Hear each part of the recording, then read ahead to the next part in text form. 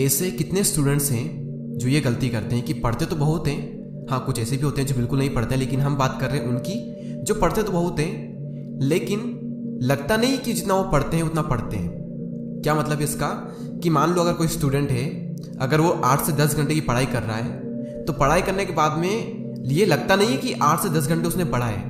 जो आउटकम दिखना चाहिए वो दिखता नहीं है। पढ़ाई तो 8 से 10 घंटे की है लेकिन लग ऐसा रहा है कि यार सिर्फ 2 घंटे ही पढ़े। आउटकम को देखकर ऐसा लग रहा है कि 2 घंटे भी ठीक से पढ़ाई नहीं किए।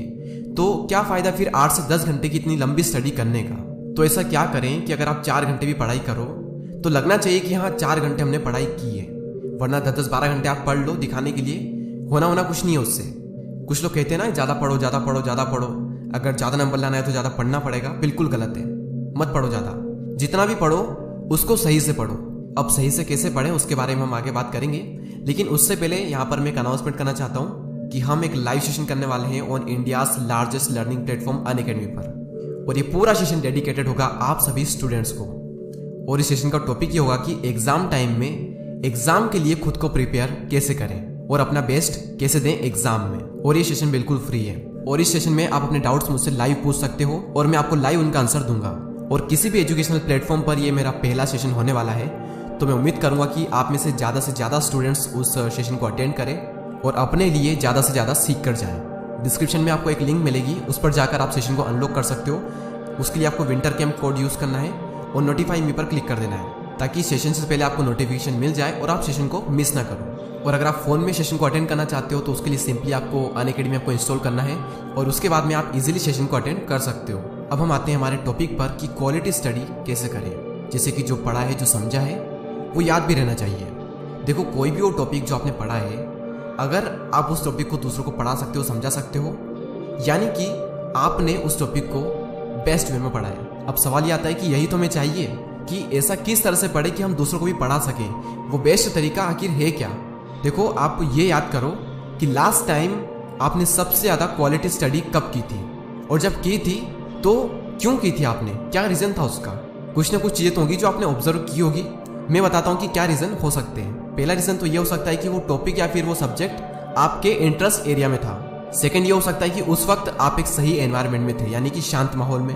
तीसरा ये हो सकता है कि उस वक्त कोई इमरजेंसी थी, यानी कि हो सकता है कि आप किसी टेस्ट या फिर किसी एग्जाम की प्रिपरेशन कर रहे हो और उस टाइम थोड़ी अर्जेंट फीलिंग होती है, इमरजेंसी वाली फीलिंग होती है, तो उस चक्कर में आपने थोड़ी इफेक्टिव स्टडी कर ली थी। एक ये रीज़न हो सकता है। या फिर फोर्थ रीज़न ये हो सकता है कि उस वक्त आपका मन लग रहा था पढ़ाई में, और आप में से मैक्सिमम का रीज़न शायद यही होगा। या फिर हम सेकंड वाले को भी इंक्लूड कर सकते हैं कि उस वक्त माहौल जो था वो बिल्कुल सही था पढ़ाई के लिए, यानी कि सबसे ज़्यादा इफेक्टिव स्टडी आपने तब की थी जब आपका मन लग रहा था।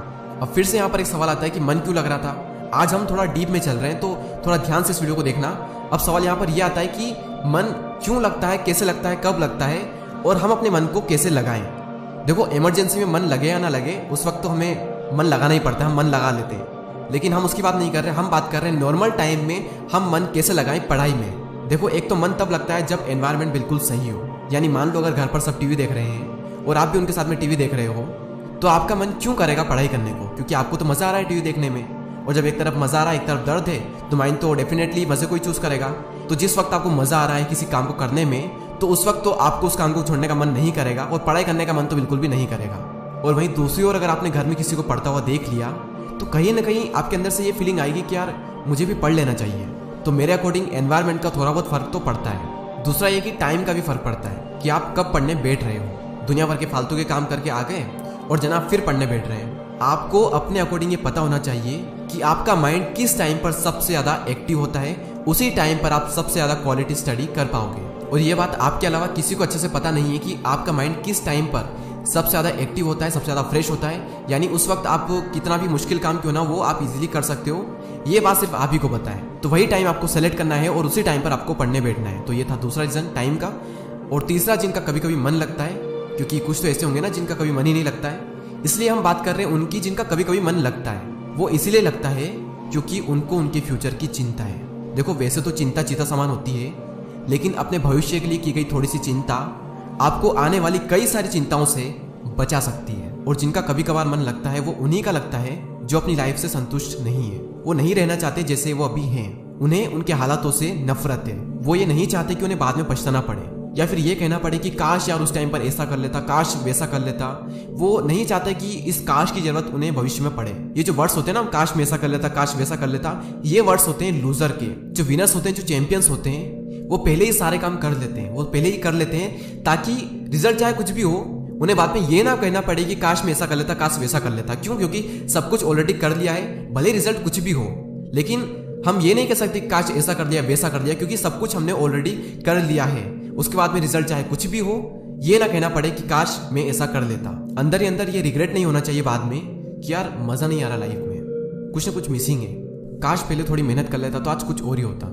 और इसी चीज को जो लोग पहले से समझ लेते हैं उन्हीं का मन लगता है। बस यही सीक्रेट है और कोई सीक्रेट नहीं है। तो मैं आपको सिंपली बता देता हूँ कि इस वीडियो में हमने क्या बात की है। सबसे पहले हमने बात की थी कि ज्यादा पढ़ना जरूरी नहीं है, जितना भी पढ़ रहे हो वो सही से पढ़ो, यानी क्वालिटी स्टडी करो। फिर सवाल ये आता है कि क्वालिटी स्टडी कैसे करें। देखो, क्वालिटी स्टडी तब होती है जब आपका मन लग रहा होता है पढ़ाई में, ठीक है। अब सवाल ये आता है कि मन कैसे लगता है और हमें कैसे लगाना है। देखो, मन लगता है पहला तब जब एनवायरनमेंट सही हो, दूसरा जब टाइम सही हो, यानी आपका माइंड बिल्कुल एक्टिव हो। ये आपको पता है कि आपका माइंड सबसे ज्यादा एक्टिव कब होता है, वो रात में भी हो सकता है, दिन में भी हो सकता है। और तीसरा ये कि उन्हीं का मन लगता है जिनको अपने फ्यूचर की चिंता हो, या फिर ये कहें कि वो जो पहले से ही अपने फ्यूचर को इमेजिन कर लेते हैं, उन्हीं का मन लगता है। एंड आई नो कि आपके और भी कई सारे क्वेश्चन हैं, जैसे कि डिस्ट्रैक्शन को अवॉइड कैसे करें, एक दिन में कितना पढ़ना चाहिए, दिन में पढ़ना सही है या फिर रात में पढ़ना सही है, स्लीपिंग टाइम जो है हमारा वो कितना होना चाहिए, पढ़ा हुआ याद कैसे रखें। तो ऐसे कई सारे क्वेश्चन हैं जिनका जवाब या फिर उनके बारे में हम बात करेंगे उस लाइव सेशन में, जिसके बारे में हमने स्टार्टिंग में बात की थी। तो लाइव सेशन को ज्वाइन जरूर करें। और लाइव सेशन जो है वो 29 दिसंबर को शाम को 7 बजे होगा। और अनअकैडमी आपको डाउनलोड कर लें ताकि आप उस सेशन को अटेंड कर पाओ। और मैं उम्मीद करूंगा कि आप में से ज़्यादा स्टूडेंट्स उस सेशन को अटेंड करें। बाकी इस सेशन को लेकर जो भी अपडेट्स होंगे वो सारे अपडेट्स आपको कम्युनिटी टैब में मिल जाएंगे। तो मिलते हैं गाइस जल्दी नेक्स्ट वीडियो में। तब तक के लिए जय हिंद, जय भारत।